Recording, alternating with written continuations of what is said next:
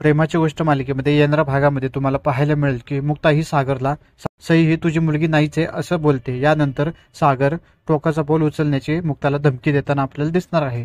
तर प्रेक्षकांनो, सागरला वाळीत टाकल्यानंतर सागर हा मुक्ताच्या घरच्यांकडूनच सगळी कामं करून घेतो आणि यानंतर सागर घरी आल्यावर मुक्ता आणि सागरचे भांडण होते। तेव्हा मुक्ता बोलते की हे सगळं तुम्हाला बॉयकॉट करणं, वाळीत टाकणं हे फक्त तुम्ही सईशी नीट वागावं यासाठी केलं होतं, पण तुमच्यात काही सुधारणा झालेली दिसतच नाहीये।